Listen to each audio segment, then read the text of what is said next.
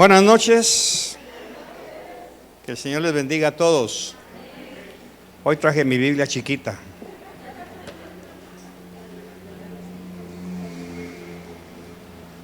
Mi pequeño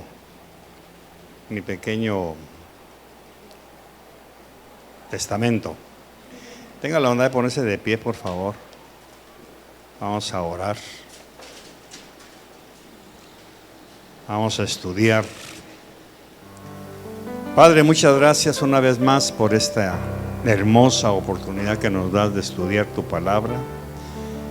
Te ruego que cada verso, cada palabra, cada texto penetre en nuestros corazones y nos enseñes a vivir de acuerdo a tus principios, de acuerdo a tus parámetros, todo con el fin de mejorar nuestras vidas.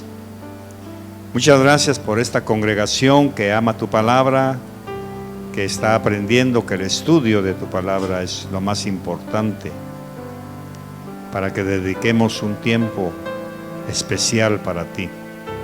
Muchas gracias por abrirnos estos tesoros, por darnos ojos nuevos para entender tu propósito y que seamos transformados de gloria en gloria, para alabanza de tu nombre, en el nombre de Jesús. Amén. Bueno, estamos estudiando y hoy terminamos el capítulo 6 de Hebreos. La semana pasada nos quedamos en el verso 8, si no mal recuerdo, o verso 7. ¿Quién me ayuda? 8, ¿verdad? Excelente. Sí, porque estudié del 9 en adelante. Así que vamos a ver el verso 9, por favor. Hebreos 6, 9. Y dice: en el nombre del Padre, del Hijo y del Espíritu Santo. Nosotros estamos persuadidos acerca de ustedes, hermanos amados, de cosas excelentes de ustedes y cercanas a la salvación, aunque hablemos así. Tengan la bondad de sentarse, por favor. Bueno, vamos a empezar con un pequeño examen. ¿De qué estamos hablando? Vamos a ver quién me recuerda. Recuerde que estamos estudiando. Y si soy profesor, tengo que hacer preguntas. ¿De qué estamos hablando? Estamos hablando de los hebreos, no del libro de Hebreos. Estamos hablando de los hebreos. ¿Quiénes eran los hebreos? Eran un grupo de judíos viviendo en Israel en los tiempos del emperador, que había empezado a expulsar a todos los judíos no cristianos, a todos los judíos que creían en Cristo, por una razón. A ver, vamos a hacer un poquito de memoria. ¿Por qué este emperador empezó a expulsar a los judíos? Porque ellos, al convertirse a Cristo, empezaron a dejar de lado las tradiciones grecorromanas que existían en aquel tiempo.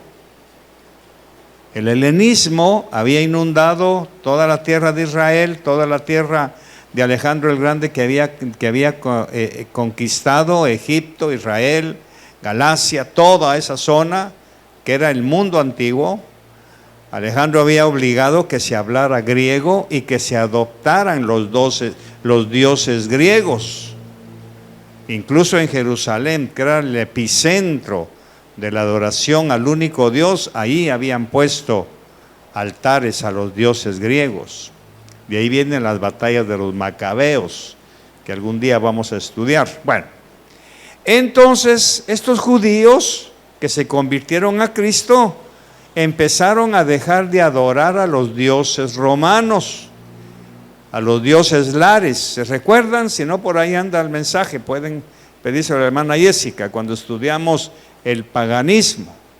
Ya no adoraron a los dioses de ellos, y mucho menos ya no adoraron ni practicaron el culto al emperador, que era uno de los cultos más importantes. Cuando el emperador pasaba frente a una calle, un mercado donde había mucha gente, era prohibido que lo vieran a los ojos, tenían que bajar la vista. Era prohibido. ¿Por qué? La pregunta es, ¿por qué, Boris? ¿Por qué? Porque se creían dioses. Ellos se llamaban los divinos. Por eso cuando usted lee la historia de los Césares va a encontrar César el divino, porque se creían dioses. Entonces ver a un dios no era correcto, especialmente un dios cara a cara. Lógicamente nos vamos metiendo un poquito a la historia y resulta que para los hebreos nadie podía ver a Dios y seguir vivo. ¿Sí o no? Por eso cuando habían las parucías, dice, hemos visto a Dios, vamos a vivir. ¿Verdad que no? Vamos a morir. Pues los romanos adoptaron eso. Como yo soy el Dios, el hijo del sol, esa era la idea, no, es prohibido verme, porque vas a morir. Así están las cosas. Y resulta que estos judíos empezaron a darle la espalda a las tradiciones romanas y griegas. Entonces el emperador empezó a expulsarlos y ellos cayeron en una depresión terrible. Algunos de ellos empezaron a tener el deseo de mejor regresar a sus ritos judaicos, a volver al templo, a la matanza de sus corderos, al derramamiento de sangre, toda la parafernalia que habían dejado al conocer a Jesús. Entonces, lógicamente, la pregunta que brota es, ¿ha dejado usted de adorar los dioses que adoraba antes con su familia? ¿Ha tenido el valor de darle la espalda a las tradiciones por seguir a Jesús? No me responda, respóndase usted. Si usted todavía fue a la cena de Navidad, si todavía fue a la cena de la abuelita, si todavía ayudó a su prima a envolver los tamales para comérselos a las 12, usted hizo un rito pagano. Pero ya pasó, ¿verdad? Diga conmigo, eso ya pasó, pastor. Sí. Ahora falta el año entrante, a ver si es cierto. Porque ese es el problema. Muchos ya no salen de ahí, porque ya vendieron sus conciencias. Ya la familia ya sabe que son evangélicos, pero también son paganos. Por eso es que en este imperio se podía ser romano y se podía ser griego. Se podía ser griego y se podía ser romano. Ahora también en el sistema hebraico se podía ser judío y se podía ser griego. Se podía adorar a Jehová, a guardar el sábado, pero también se podían adorar los dioses griegos, Zeus, Plutón, Diana de los Efesios, todo eso. Entonces, ese concepto existe hoy todavía aquí en Visión de Fe. Se puede ser evangélico, pero también se puede ser medio católico. ¿Verdad? ¿Y por qué? Porque adoramos lo que ellos adoran. Sí. Sé que puedo estar ofendiendo a alguien, pero la verdad tengo que decirla. Por eso es que la iglesia de hoy está en un between entre el cristianismo y el catolicismo, ¿verdad? Si usted era testigo de Jehová, ya no lo es. Si usted era mormón, ya no lo es. Si usted era adventista, ya no lo es. Pero si era católico, todavía lo es. ¿Sí o no? Por eso es que también quebra las piñatas para los cumpleaños, le pone velitas, que son cosas satánicas, a los pasteles, y todavía sopla y todavía le empujan la cara, todo lo que se estila. Entonces es evangélico, pero también es católico, porque ese está enraizado. Entonces los hebreos le habían dado la espalda al imperio romano. Entonces ahora hay una persecución, los están dejando sin casa, sin tierra y sin nada. De eso es todo lo que hemos hablado durante 6 capítulos. Y ahora el escritor les está diciendo, no se desanimen, sigan adelante. Que esa es la cosa que nosotros tenemos que incentivar. Sé que ahorita pasamos esas fiestas tan atractivas, porque son atractivas. No me diga usted que no fue bonito ir al parque ahí a ver las luces y a tomarse selfies, a tomarse fotos en los arcos, ir ahí a Panchimalco a ver las fiestas, los cohetes, los canchimplines. No me diga que no es bonito para los sentidos, pero es la celebración del paganismo. Entonces estos hebreos se estaban desanimando y el escritor les predica este mensaje: no abandonen el camino, no hagan caso de eso, porque los que retroceden, aquí viene, vamos a retroceder a los versos anteriores para tomar contexto. Verso 7 del mismo capítulo: porque la tierra que bebe la lluvia, ¿ve? Porque la tierra que embebe la lluvia, o el agua que muchas veces vino sobre ella y produce hierba provechosa, a aquellos de los cuales es labrada, recibe bendición de Dios. ¿Qué quiere decir? Los que reciben la palabra. Los que reciben la palabra, es el agua, es la lluvia, y producen fruto, van a ser bendecidos. 8. Más la que produce. ¿Quién es la más la? La más la tierra. Más la tierra que produce espinas y abrojos. Aquí está el asunto. Es reprobada y cercana de maldición, cuyo fin será el ser abrazada. Entonces, el cristiano que ha estado oyendo palabra, que se toma el agua, que se la bebe, porque dice que la tierra que se bebe el agua, y no produce los frutos, ¿qué va a pasar? Va a ser abrazado, va a ser quemado. ¿Cuándo? Con el fuego eterno.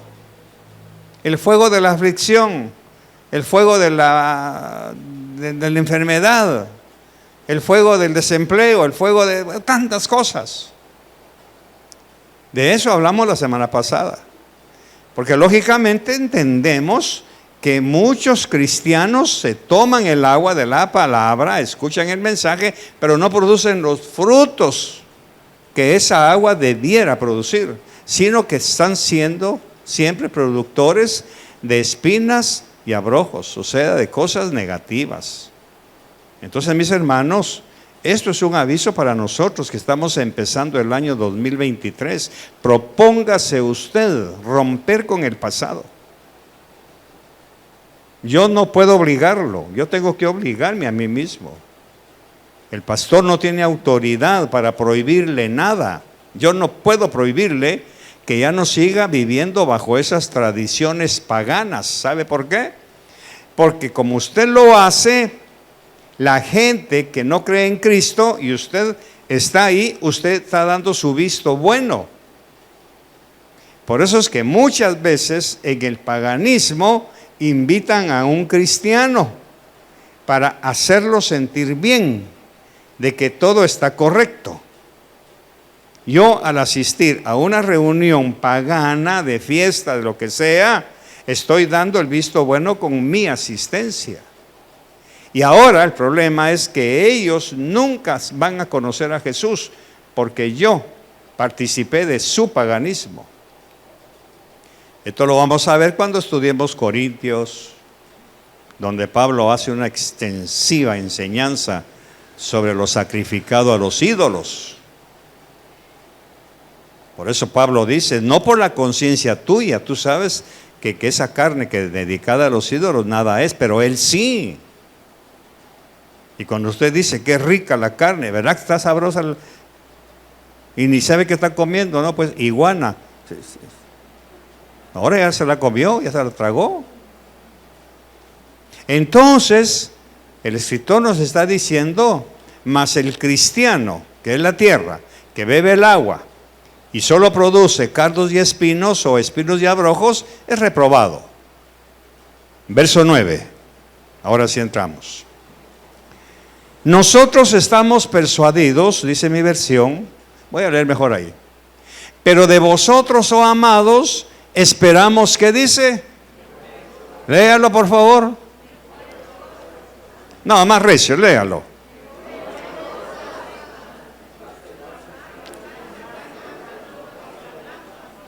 ¿Ah? Pero de vosotros, amados, voy a ponerlo en un contexto personal, pero de ti, Boris, yo espero algo mejor. ¿Sí o no? Pero de ti, Douglas, ¿verdad? Espero algo mejor. La pregunta es, ¿y por qué de mí, pastor? Primero, porque te estoy enseñando. Segundo, porque doy por hecho que te he estado predicando durante 26 años en Visión de Fe y se espera, ¿qué? Que del agua que has estado bebiendo de la palabra produzcas bendición. Por eso el escritor les dice, pero de ustedes, oh amados, a quienes les hemos estado enseñando la palabra, a quienes les hemos revelado los misterios de la palabra, esperamos cosas mejores. Aunque hablamos así. ¿Qué significa aunque hablamos así? A ver, piensen un segundo, si no nos vamos a tardar mucho. Aunque les dije que aunque si no producen buenos frutos van a ser quemados. O sea, tuve que ser duro, pero para sacudirlos. Porque de ustedes, de mi congregación, Visión de Fe, yo espero gente que realmente produzca frutos, que ya no ande mezclado con el mundo. Que entendamos que si usted no deja padre, madre, hijo, usted no es digno de Cristo. Por lo consiguiente, ¿dónde pasó las 12 en diciembre? ¿Dónde pasó la medianoche? ¿Con quién? ¿Qué hizo? Porque se espera de nosotros, y ahora yo lo personalaría, ¿cómo es? Personaría, algo así. ¿Ok? Pero de ustedes yo espero que no tenga que hablarle de esto. Esto también si voy a otra iglesia. Pero en mi congregación yo no debiera tocar estos temas. Porque ustedes ya han sido enseñados por años. Eso es lo que está diciendo ahí. 10. Porque Dios no es injusto para olvidar vuestra obra y el trabajo de amor que habéis mostrado hacia su nombre, habiendo servido a los santos y sirviéndoles aún. ¿Qué significa? Porque Dios no es injusto para olvidar todo lo que ustedes durante 26 años han sacrificado, dando por hecho que su conducta ya no tiene nada que ver con el paganismo, dando por hecho que usted ya no le da la espalda al Señor. Por eso es que algunos de nuestros miembros que ya no vienen, y lo voy a decir claro, que se han vuelto domingueros, que ya solo el domingo aparecen, después de haber estado años, martes, jueves y domingo, martes, jueves y domingo. De repente, después de la pandemia, vinieron martes, dejaron jueves y solo domingo, y de repente ya ni vienen los domingos, sino se aparecen cada 2, 3 domingos. ¿Qué verso se les aplica? El 9. Porque de ellos se espera. Exactamente. Ahora, no solamente de ellos, porque usted puede estar aquí y no está dando los frutos dignos de la lluvia. ¿Se da cuenta? No es cuestión de que yo no quiero, no, debe hacerlo. Se espera de mí como pastor que no cometa ciertos pecados que muchos pastores están cometiendo. Se espera de mí. ¿Y por qué de mí? Pastor, porque está bien, ellos no son mis pastores, pero usted es mi pastor. Usted no puede darse el lujo de igualarse a ellos. ¿Aló? ¿Me estoy explicando, hermano? O sea, Por eso dice el escritor, aunque fui duro para hablar, diga conmigo, qué tremendo. Pero a ustedes se les prohíbe. Ahí está la cosa. ¿Y a ustedes por qué sí? Porque ustedes están aprendiendo. Que una hermanita me venga en minifalda después de haber pasado 20 años bien vestidita, con sus botones bien puestos y de repente ahora, después de la pandemia, venga con minifalda. Lo que se le va a decir, hermana, ¿qué le pasó? A usted no se le permite eso. Bueno, no estoy enojado, estoy enseñando.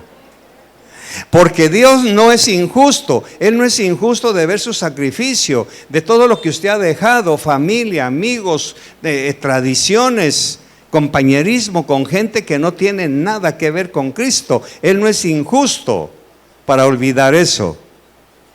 11.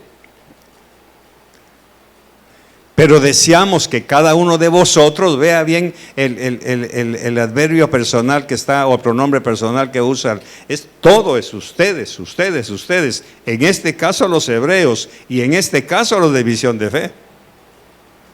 Lo que hagan otros no nos interesa, pero deseamos que cada uno de vosotros muestre la misma solicitud hasta que se cansen. ¿Qué dice? Hasta el fin. Para plena certeza de la esperanza. Por eso es que tenemos que tener mucha convicción de que ya no pertenecemos al mundo de antes. Ya no. Se espera de nosotros. Por eso es que últimamente, hace poco les mandé un chat a los de la iglesia. A ustedes no se les permite venir tarde al culto. ¿No han sido enseñados así, pues? A ustedes se les exige que estén antes de que empiece el culto. ¿Por qué? Porque así hemos enseñado, hemos sido tan disciplinados, pero últimamente me doy cuenta que esa disciplina se está relajando. Y eso no es correcto. Porque cuando usted le pide un milagro al Señor, el Señor es puntual. El Señor no llega tarde, nunca. ¿Y por qué nosotros sí no medimos nuestro tiempo? Y no me venga por favor con subterfugio. Pastor, es que usted no sabe el tráfico. Lo sé porque yo vengo también del tráfico. Pastor, es que usted no tiene hijos que hacen deberes. Pues no, pero hágalos temprano. Pastor, es que usted como vive en ayuno no come. Pues también haga ayuno usted también, coma a las 8 de la noche. Porque se les ha enseñado que para nosotros la prioridad número 1, ¿cuál es? El amor a Dios. Segundo, a la familia. Tercero, a la congregación.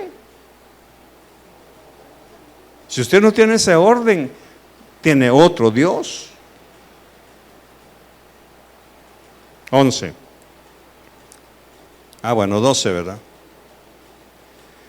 Pero voy a repetir el 11. Y deseamos que cada uno de ustedes muestre hasta el fin, hasta que Cristo venga, la misma diligencia, la misma solicitud. ¿Cuál misma solicitud? ¿Cuál misma solicitud? Ayúdenme. Que hemos tenido años anteriores, hombre. Lo mismo que tuvimos en el 1980, la misma solicitud de 1900 la misma. Para plena certeza de la esperanza, o sea, de la fe. Verso 12, esto no le va a gustar. A fin de que no os hagáis perezosos, sino imitadores de aquellos que por la fe y la paciencia heredan las promesas. ¿Quiénes son aquellos? Abraham, el padre de la fe. Recuerde que estamos hablando con judíos aquí. ¿Y los judíos hijos de quiénes eran? De Abraham. ¿Y nosotros hijos de quiénes somos? De Dios. Herederos de las promesas de Abraham. Entonces dice, a fin de que no os hagáis perezosos, sino imitadores.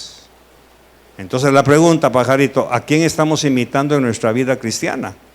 no a los que nos dieron los ejemplos. Estamos imitando a todos.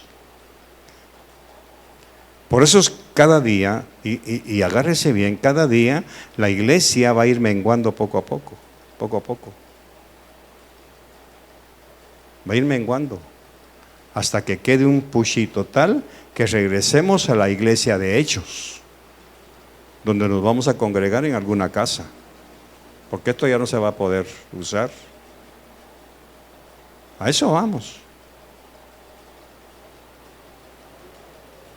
Aunque no nos guste, a eso vamos. Porque hay un principio de la física, que todo lo que sube tiene que bajar. Verso 13. Porque cuando Dios hizo la promesa a Abraham, de él está hablando en el verso 12. Porque cuando Dios hizo la promesa a Abraham, no pudiendo jurar por otro mayor, juró por sí mismo. Eso quiere decir, Dios ha jurado por sí mismo que usted va a ser bendecido, porque somos herederos de esas promesas, por lo consiguiente también somos herederos de ese juramento. Dios ha jurado que no nos va a dejar desamparados, que no nos va a dejar solos, que no nos va a dejar sin provisión. Todas las promesas de Abraham: te bendeciré, serás bendición, yo te engrandeceré, serás grande, etcétera, etcétera, y vas a ser bendición porque yo te voy a bendecir. Eso sigue vigente. Pero si la lluvia que usted bebe le está produciendo buenos frutos, agárrese de esto. Si usted está recibiendo la lluvia de la palabra y no está dando los frutos, ni siquiera sueñe con esto. Por eso es que en alguna ocasión les dije, a medida que uno estudia la Biblia, la tuerca se va apretando más y más. Yo uso la analogía del mecánico, ¿verdad? Hay unos tornillos que para meter la tuerca hay que usar un ratchet. ¿Ah? Y si alguien sabe de mecánica se va a dar cuenta, se va a saber que hay tuercas de seguridad, que una vez entran ya no salen. Sí, Raulito. Son unas de seguridad, ¿verdad? Que usan ciertas partes del vehículo, que para sacarlos hay que romperlo, ¿verdad? El evangelio es eso. A medida que se acerca la segunda venida de Cristo, la tuerca del evangelio se va apretando. Y algunos ya no van a soportar el apriete, entonces se van. O ya se fueron, o se están yendo. Entonces, porque cuando Dios hizo la promesa a Abraham, no pudiendo jurar por otro mayor, juró por sí mismo. 14. ¿Cómo fue la bendición? Diciendo: de cierto te bendeciré en abundancia y te multiplicaré grandemente. Ok, ¿a quién se le está diciendo eso? Aquí. ¿Para qué? ¿Para qué? Ayúdeme. Para que no abandonen el camino. Aquella promesa de Abraham sigue vigente. De cierto te bendeciré en abundancia, te voy a multiplicar. Pero no abandones. Aquí es en donde yo como pastor me lleno de tristeza, porque muchos ya abandonaron la fe.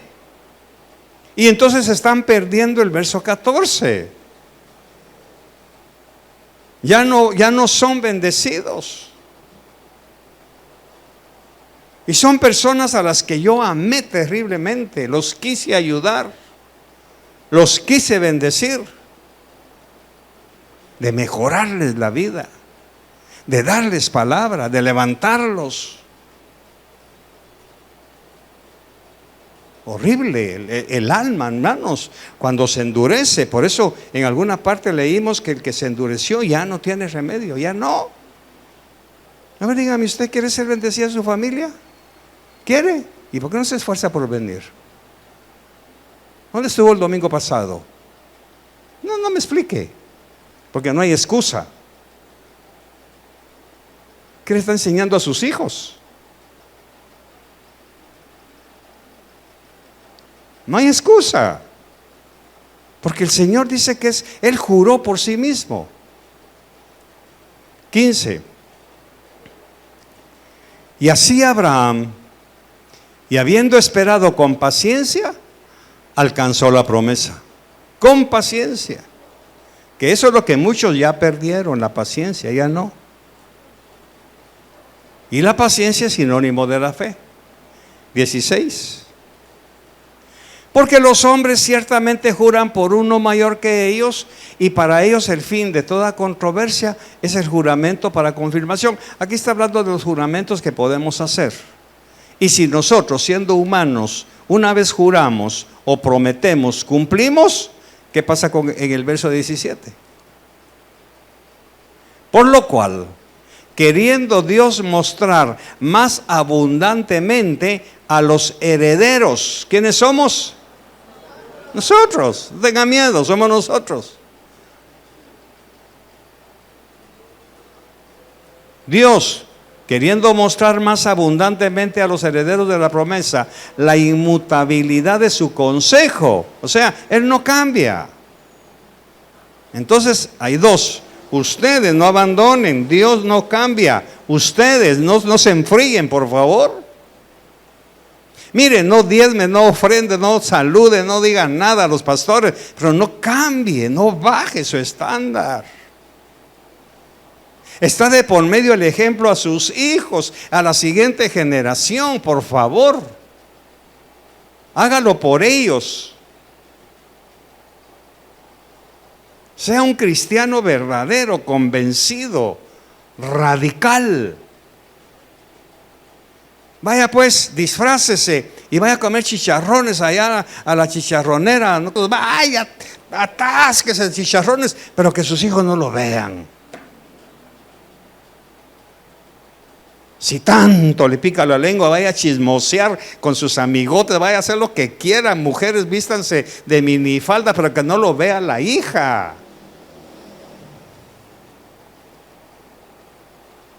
¿Qué han hecho? Con todo respeto, ¿qué es lo primero que se ponen las mujeres cuando se han ido de aquí? Quiere decir, ¿dónde estaba ese deseo durante 26 años? ¿Qué? Aquí. Y algunas de ustedes, mis queridas, lo tienen aquí, pero no lo haga frente a su hija, por favor. Ya le está enseñando que hay doble moral en la iglesia. Y ayer hablábamos, los muchachos me acompañaron a un retiro allá a Chalatenango, en donde hablábamos del problema de la iglesia. El problema de la iglesia actual es esta: que la mayoría de cristianos, la mayoría, una buena mayoría, al salir de la iglesia se comportan como los del mundo. El problema es que usted allá afuera ya mostró que es evangélico. Ahora fíjate bien, para que te lo aprendas aquí. Y le decía yo a los jóvenes, porque era un retiro de jóvenes, cuando uno de ustedes allá afuera se porta hipócritamente, carnalmente, ¿a quién le echan la culpa? Al pastor. ¿Y eso te enseña tu pastor? ¿Se recuerdan? ¿Y eso te enseñan en esa iglesia? Y yo les decía a los muchachos, por culpa de ustedes, por carnales, están acusando a sus pastores. No sean ingratos.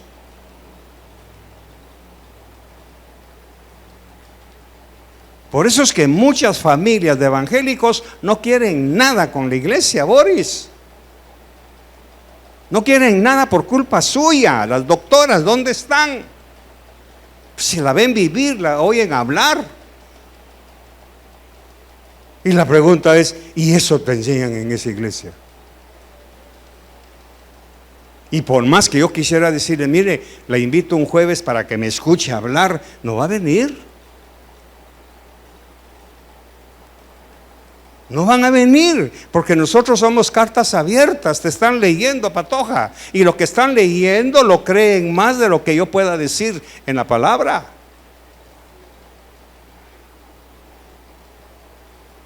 Eso es lo que pasa ahí. hebreos, no abandonen. ¿Qué van a decir los demás si los ven regresando nuevamente a los ritos? Pero nosotros no somos de eso, sino que somos exactamente iguales, solo que en otro nivel. ¿Cuántas familias afectó usted al haber aceptado invitaciones del mundo?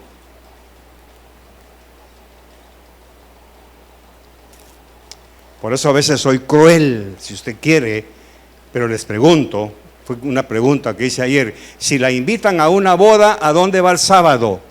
Le pregunté a todas las patojas que estaban allá, ¿a dónde van? Salón de belleza. Hacerse las uñas, los pies, los labios, las cejas, el pelo, bien todo inflado. Sábado. Domingo, ¿cómo vienen? Todas clinudas. Se vistieron bien para una boda de impíos y se visten corrientes para adorar y alabar a Dios. No estoy diciendo que lo hagan, no, fue la pregunta que le hice a las muchachas, para que usted vea la hipocresía que hay en la iglesia. Y entonces, algunos de ustedes ya provocaron que hablen mal de nosotros. Eso, mira, eso les enseña su pastor Berché. Se la lleva de famoso y mira lo que les enseña. Y yo no tengo nada que ver con su mala conducta. Ese fue el celo del escritor a los hebreos. Acuérdense de ustedes, se espera algo mejor. 18. A fin de que por dos cosas inmutables en las que Dios no miente, recibamos gran consuelo, punto y coma. ¿Cuáles son esas dos cosas? Para que por dos cosas inmutables, o sea, incambiables, en las cuales es imposible que Dios mienta, tengamos un fortísimo consuelo, los que hemos acudido para asirnos de la esperanza puesta delante de nosotros. Está hablando de la fe. Entonces, hermanos, volviendo al testimonio, cuando le preguntaba a alguien ahí en el retiro, cuando usted manda a su hijo a la escuela, ¿qué es lo primero que tú le dices?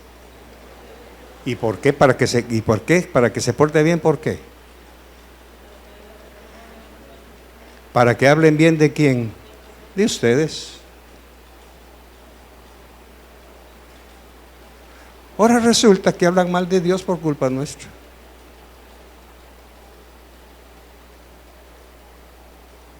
Si usted, siendo un padre imperfecto, le dice a esta patoja, pórtese bien, no vaya a ser malcriada, diga muy bien, diga buenos días. ¿Por qué? Para que usted se vea bien, usted como padre.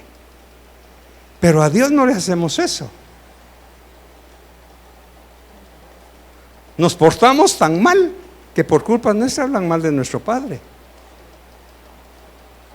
o de la iglesia, o del pastor. Entonces, mis queridos estudiantes de la palabra, no míos, de la palabra, ¿qué piensa hacer este año? ¿Va a recuperar el tiempo perdido? ¿O va a seguir dando que hablen mal de nuestro Señor y que nadie quiera convertirse a Cristo por culpa nuestra? Mira a la hermanita todo el año ahí metida en la iglesia y mira cómo baila. Mira su vestido de noche. Mira cómo vino a la cena de la empresa. Ah, no. ¿No cree que ya estigmatizó? Voy a hablarlo personalmente. Ya estigmatizó a la iglesia Visión de Fe. Porque ahora, ¿y dónde se congrega? En una iglesia que se llama Visión de Fe. Yo ni de regalado iría a esa iglesia. Pues sí. Recuerde, estamos hablando de los hebreos. Diga conmigo, gloria a Dios. No de los hebreos, pero también de nosotros. Por eso es que yo como pastor tengo que tener muchísimo cuidado cómo me conduzco, cómo vivo. Ahora en el edificio donde vivimos ya hay gente que sabe que soy pastor. Y cuando salgo yo a hacer mis ejercicios, ni siquiera me pongo pantaloneta, puro pants. Y ya no ando en playeras, aunque sean de color, me pongo un chaleco. Y usted, qué exagerado, ¿qué quiere que digan ellos? Mírate al pastorcito todo chulón ahí. Yo no puedo darme ese lujo, por ustedes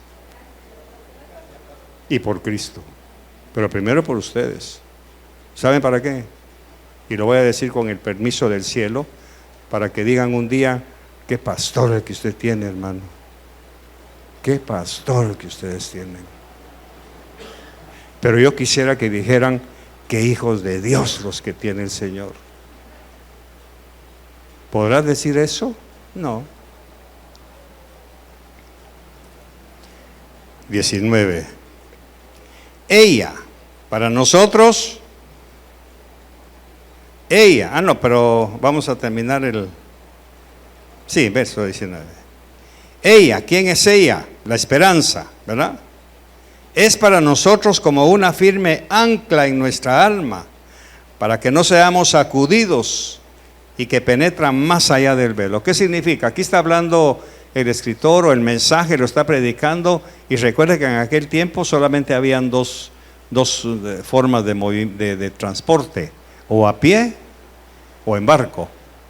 Entonces está tomando el ejemplo del barco. ¿Y qué es lo que hace que un barco permanezca firme cuando está anclado? El ancla. Si usted no está anclado a Cristo, si su ancla, su fe, su esperanza no está puesta en Cristo, su barco se va a mover. Ahí es en donde muchos que no están anclados en Cristo se han movido, que son los famosos que menciona la palabra, que son llevados por todo viento. Un barco que no tiene ancla, ¿qué pasa? ¿Qué se lo lleva, arquitecta? La corriente. Y como son corrientes submarinas, por allá hay otra y lo hace para acá, porque no está anclado. Hay cristianos que no están anclados en la palabra. Por eso cualquier viento, ahorita lógicamente ya pasamos, pues está bien, pero ya viene marzo, abril, y luego viene agosto, y luego viene septiembre, y se cierra el ciclo, y vuelve diciembre. Y si el ancla no está, y si usted no está anclado, su barco va a andar a la deriva. Por eso la pregunta de este estudio es, ¿cómo piensa empezar el 2023? ¿Qué piensa hacer? ¿No se ha cansado de dar de qué hablar a sus hijos, de mostrarles una doble moral? ¿No se ha cansado que en su trabajo no crean en usted? ¿Que sus vecinos no le crean que usted es cristiano? Por eso los judíos son tan exigentes, pero hablo del judío como de linaje, que es lo que nosotros hemos aprendido, aunque no lo practicamos como ellos. ¿Cuál es? ¿Cuál es el sello distintivo de un judío? A ver, Henry, tú te has metido mucho a esto. ¿Cuál es el sello distintivo de la casa de un judío? ¿Qué es lo que tiene en la puerta? La mezuzá. La mezuzá es un pedacito del rollo de cordero, en donde está el mandamiento más principal: amarás a Jehová tu Dios con todo tu corazón, con todas tus fuerzas. Esa mezuzá está clavada en los dinteles de su puerta. En una ocasión fuimos a alquilar una habitación en el puerto, ¿te acuerdas? En el mar. Fuimos un fin de semana que fuimos, y a la par del apartamento que nosotros alquilamos había una mezuzá. Aquí hay judíos. Por eso nosotros, para identificarnos, que aunque no somos judíos, somos cristianos, eres Shalom, tierra de paz, en la puerta de nuestra casa. Todo mundo, desde el que trapea el pasillo hasta que los que viven allá arriba junto con nosotros, saben que ahí hay un par de cristianos. ¿Por qué? Porque lógicamente, para nosotros, estamos anclados en la palabra. Yo no le digo que ponga una mezuzani, ni que ponga, si no quiere no lo haga. Pero aún su casa tiene que mostrar si usted está anclado o no en la palabra. Verso 20. Donde Jesús, verso 20, pues cuando Dios, verso 20, por favor, donde Jesús entró por nosotros como precursor hecho, según el orden de Melquisedec, sumo sacerdote para siempre. Aquí terminamos con esta parte del mensaje, porque recuerden, es un mensaje, no es una historia ni es un libro. Está catalogado en el pensum bíblico como que fuera libro, el libro de Hebreos, pero es un mensaje, es una prédica.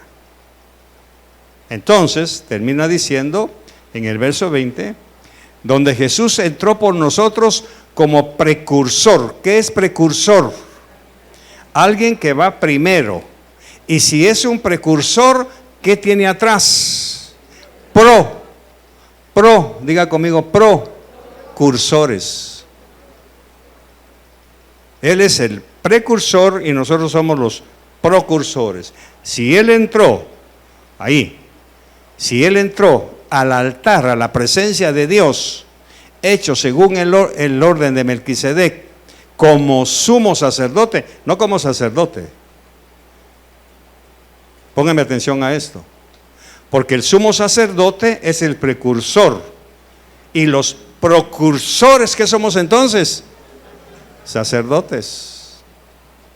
Por eso antiguamente el pueblo de Israel, cuando iban por el desierto, iba el sumo sacerdote Aarón, y atrás iban los sacerdotes, sus hijos, y los demás llevando el arca. Cuando cruzaron el río Jordán, lógicamente Josué tuvo que haber entrado al río, el precursor, y atrás ¿quiénes venían? No, pero utilicemos la frase que estamos estudiando, los procursores. Pero ¿quién iba primero? El precursor, que era el sumo sacerdote. Y entonces Jesús ya entró a la presencia del Padre como precursor. ¿Qué se supone que vamos nosotros? Atrás de Él. ¿A dónde? A la presencia del Padre. A ofrecer sacrificios de alabanza. A ofrecer sacrificios agradables a Dios. Nuestro cuerpo en sacrificio vivo. Pero ¿qué es un sacrificio vivo? Que como me estoy sacrificando para agradar a mi Dios, yo voy a sacrificar todo lo que mi lengua quiera, chisme, todo lo que mis papilas quieran, comidas inapropiadas, todo lo que mi mente quiera, lo que mi corazón quiera, rechazarlo, porque voy a entrar a la presencia de Dios a ofrecer un sacrificio. Mi cuerpo, aquí estoy. Pero ¿cómo lo estamos presentando?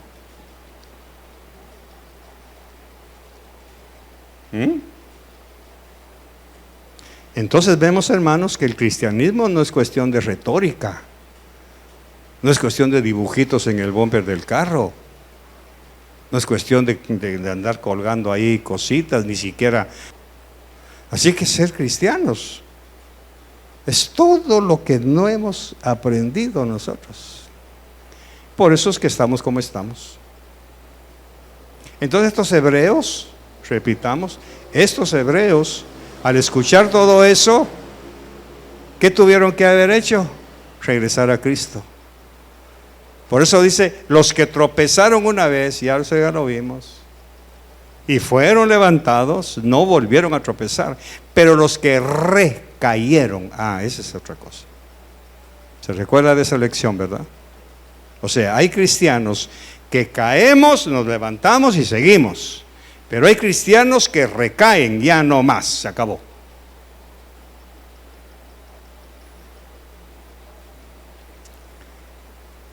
Diga conmigo, gloria a Dios. ¿Qué piensa hacer con su vida cristiana este año? Dando por sentado que algunos de nosotros caímos. pero ya no vamos a recaer. Todavía tenemos otra oportunidad. ¿Por qué? Porque todo esto usted lo ignoró durante 26 años y ya no hay excusa. Por eso, aunque parezco negativo o malo, lo que sea, no me venga con excusas que usted no puede venir a la iglesia a escuchar palabras. No, volando, rodando, brincando, venga a la iglesia. ¿Y a qué, pastor? A oír palabra. No es solo de venir, porque la fe viene por, y el oír, ¿qué? Palabra de Dios.